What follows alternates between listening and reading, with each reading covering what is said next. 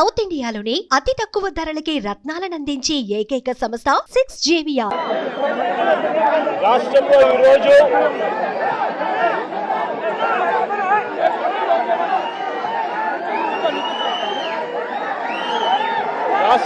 ఈరోజు red book రాజ్యాంగంతో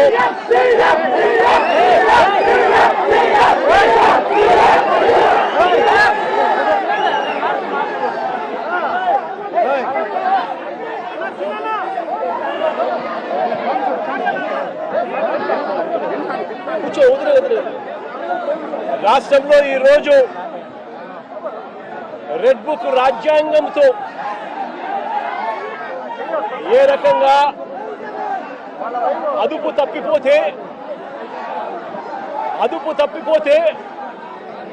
police వ్యవస్థ ఎంతగా దిగజారిపోతుంది అని చెప్పడానికి నిదర్శనం ఈరోజు తెనాలిలో మన కళ్ళ ఎదుటే కనిపిస్తా ఉన్న సత్యం. ఈరోజు నిజంగా ఈ ఘటన చూస్తే ఎలాంటి దారుణమైన పరిస్థితులు కనిపిస్తాయి అని అంటే, ఈరోజు రాష్ట్రంలో జరుగుతా ఉన్న అనేక సంఘటనలు ఒకసారి గమనించినట్లయితే ఆ ప్రతి సంఘటన కూడా ఏ రకంగా చంద్రబాబు నాయుడు గారు ఆయన పార్టీ రెడ్ బుక్ రాజ్యాంగం తీసుకొని వచ్చి పోలీసు వ్యవస్థను దుర్వినియోగం చేస్తూ తనకు వ్యతిరేకంగా ఏ గొంతు వినిపించినా కూడా ఆ గొంతును అణగదొక్కే కార్యక్రమంలో భాగంగా ఏ రకంగా చంద్రబాబు నాయుడు గారు దగ్గరుండి వైఎస్ఆర్సీపీకి సంబంధించిన మాజీ మంత్రుల మీద, మాజీ ఎమ్మెల్యేల మీద, నాయకుల మీద, కార్యకర్తల మీద, సోషల్ మీడియా కార్యకర్తల మీద ఏ రకంగా తప్పుడు కేసులు పెడతా ఉన్నాడు, ఏ రకంగా తప్పుడు సాక్ష్యాలు సృష్టిస్తూ ఉన్నాడు, ఏ రకంగా వాళ్ళని జైళ్ళల్లో పెడతా ఉన్నారు, ఏ రకంగా చట్టాన్ని చేతిలోకి తీసుకోవడం ఒక పరిపాటిగా మారిపోయింది అనడానికి ఈరోజు రాష్ట్రంలో జరుగుతూ ఉన్న రెడ్ బుక్ రాజ్యాంగం మన కళ్ళ ఎదుటే కనిపిస్తూ ఉన్న సత్యం. ఆ రకంగా రెడ్ బుక్ రాజ్యాంగాన్ని ఉపయోగపెడుతూ అదుపు తప్పిపోతే పోలీస్ వ్యవస్థ, ఆ పోలీస్ వ్యవస్థ ఎలాంటి వికృత రూపం దాలుస్తుంది అని చెప్పడానికి నిదర్శనం ఈరోజు తెనాలిలో జరిగిన ఘటన.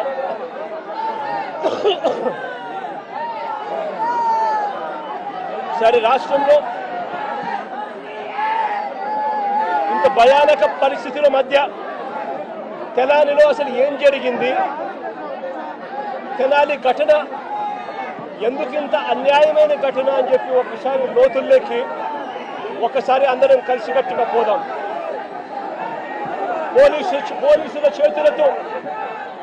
పోలీసుల చేతిలో దెబ్బలు తిన్నవారు రాకేష్ అనే పిల్లోడు, దోమా రాకేష్ అనే పిల్లాడు, ఇంకొక పిల్లోడు షేబ్రోలు జాన్ విక్టర్ అనే పిల్లోడు, ఇంకొక పిల్లోడు కరీముల్లా అని.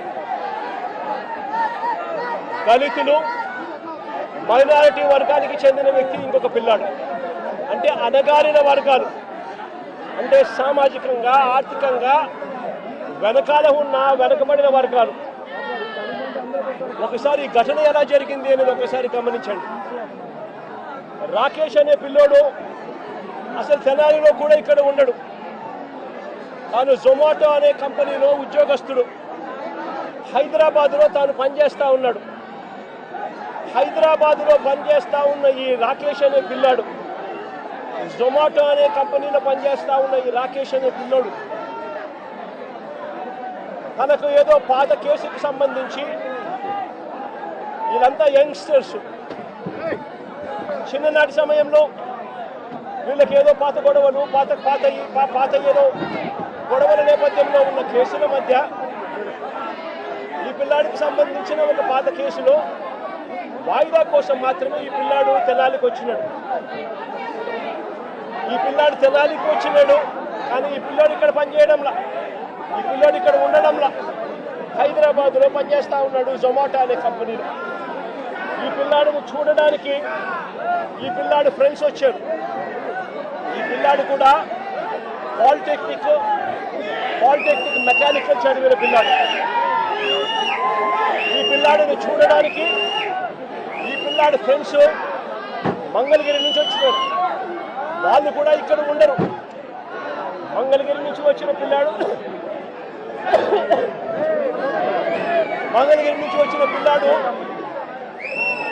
విక్టర్ అనే పిల్లాడు. ఈ విక్టర్ అనే పిల్లాడు జూనియర్ అడ్వకేట్. ఈ విక్టర్ అనే పిల్లాడు జూనియర్ అడ్వకేట్. ఈ జాన్ విక్టర్ అనే పిల్లాడు జూనియర్ అడ్వకేట్. ఈ పిల్లాడు బార్ కౌన్సిల్లో రిజిస్టర్ అయిన సర్టిఫికేట్. జూనియర్ అడ్వకేట్ గా ప్రాక్టీస్ చేస్తా ఉన్న ఈ పిల్లాడు చూడడానికి ఈ పిల్లాడు వచ్చాడు. ఈ పిల్లాడితో పాటు మంగళగిరి నుంచి కరీముల్లా అనే పిల్లాడు, ఇంకొక యంగ్స్టర్ 21 సంవత్సరాలు. ఆ పిల్లాడికి ఇంకొక యంగ్స్టర్ అక్కడ తాను స్థలాల్లో ఉండడు, తాను కూడా మంగళగిరిలో ఉంటాడు. ఈ Babulal otherwise known as Kareemullah ఒక మెకానిక్ పిల్లాడు. ఈ పిల్లాడు కూడా ఫ్రెండ్ కాబట్టి తాను చూడడానికి వచ్చాడు. వీళ్ళు ముగ్గురు స్నేహపూరితంగా కలవడానికి వస్తే ఇక్కడ వీళ్ళు వచ్చే టయానికి ఇదే ఐతానగర్లో అంబేద్కర్ విగ్రహం వద్ద అదే సమయంలో సివిల్ డ్రెస్ లో ఉన్న తాను కానిస్టేబుల్ అనే సంగతి కూడా ఎవరికి తెలియదు. తాను సివిల్ డ్రెస్ లో తాను ఉన్నాడు. ఆ కానిస్టేబుల్ ఎవరితోనో గొడవ పడతా ఉన్నాడు. వీళ్ళ ఏరియాకి వచ్చి అంబేద్కర్ స్టాచ్యూ దగ్గర ఎవరో ముఖం తెలియని వ్యక్తి సివిల్ డ్రెస్ లో ఎవరితోనో గొడవ పడతా ఉంటే వీళ్ళు గొడవలో ఇన్వాల్వ్ అయ్యి ఆపడానికి ప్రయత్నం చేశారు. ఎందుకు మా ఏరియాకి వచ్చి ఇక్కడ గొడవ పడతా ఉన్నావు అని చెప్పి అడిగినారు. అంతే, అది వీళ్ళు చేసిన తప్పు. జాన్ విక్టర్కి సంబంధించిన బైక్ కీసు లాక్కునే కార్యక్రమం చేశాడు ఆ కానిస్టేబుల్. ఆ సివిల్ డ్రెస్ లో ఉన్న కానిస్టేబుల్ అని కూడా ఎవరికి తెలియదు. జాన్ విక్టర్కి సంబంధించిన ఫోను లాక్కునే కార్యక్రమం చేశాడు. మా ఎందుకు తీసుకుంటున్నాడు అని చెప్పి వీళ్ళు బైక్ కీసు, వారికి సంబంధించిన ఫోను వాళ్ళు వెనక్కి తీసుకున్నారు. అందరితో ఆగిపోయింది. ఎవరి దారి కొద్దీ వాళ్ళు వెళ్ళిపోయారు. జాన్ విక్టర్ మళ్ళీ మంగళగిరి వెళ్ళిపోయాడు. బాబులాల్తో అదే మన కరీముల్లాతో పాటు కలిసి అదే మాదిరిగానే రాకేష్ తన ఇంటికి వెళ్ళిపోయాడు.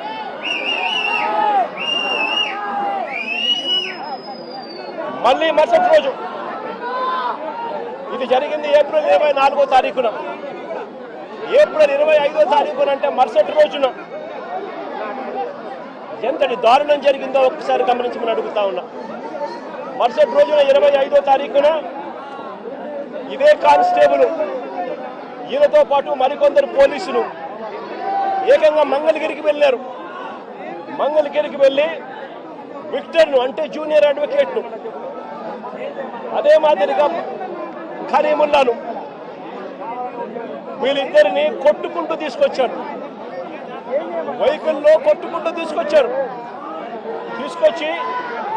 ఆ రోజు రాత్రి తెనాలి టూ టౌన్ పోలీస్ స్టేషన్లో రాత్రి అంతా కూడా వీళ్ళను కొట్టారు. అంటే 25వ తారీఖున రాత్రి అంతా కూడా వీళ్ళని కొట్టారు. కొట్టిన తర్వాత ఏప్రిల్ 26వ తారీఖున అంటే మరుసటి రోజు 24న ఘటన జరిగింది. 25న తీసుకొచ్చారు. 25న స్టేషన్లో వేసి కొట్టారు. 26వ తారీఖున స్టేషన్కు దగ్గరలోనే ఉన్న ఐతానగర్ రోడ్డు మీదకు తీసుకెళ్ళి రోడ్డు మీద మళ్ళీ కొట్టారు. రోడ్డు మీద ఈ పిల్లల్ని మళ్ళీ తీసుకొని పోయి షేమింగ్ చేస్తూ అంటే వీళ్ళ పరువు ప్రతిష్టలతో ఆడుకుంటూ వీళ్ళను రోడ్డు మీదకి తీసుకొని వచ్చి కొట్టడం జరిగింది. ఇదే ఘటన తెనాలి టూ టైమ్ సిఐతో పాటు పక్కనే ఉన్న మరో పోలీస్ స్టేషన్ సిఐ కూడా వీళ్ళను కొట్టిన వారిలో వీళ్ళిద్దరూ ఉన్నారు.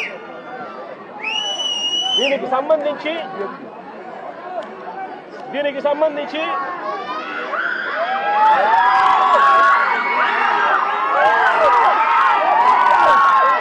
ఆ రోజు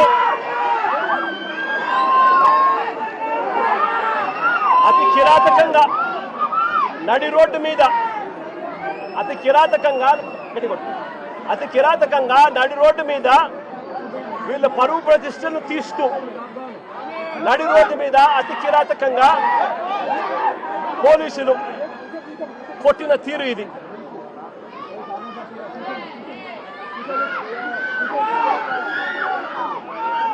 కాళ్ళకు తగిలిన బొబ్బలు కాళ్ళ మీద కొడితే కాళ్ళకు తగిలిన బొబ్బలు చూడండి ఎంత దారుణంగా ఉన్నాయో.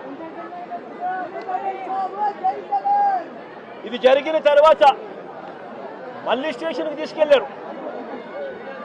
మళ్ళీ 27వ తారీఖున అంటే మరుసటి రోజు మళ్ళీ ఐతానగర్ లింగారం సెంటర్లో అంటే ఇంకొక రోడ్ సెంటర్లోకి మళ్ళీ రెండో రోడ్ సెంటర్లోకి మళ్ళీ తీసుకెళ్ళి పట్ట పగలే మళ్ళీ రోడ్డు మీద రెండోసారి కొట్టారు. రోడ్డు మీద మళ్ళీ రెండోసారి అతి కిరాతకంగా కొట్టారు. సుమన్ టీవీలో మీ పర్సనల్ అండ్ బిజినెస్ ప్రమోషన్స్ కోసం కింది నెంబర్కి కాంటాక్ట్ చేయండి.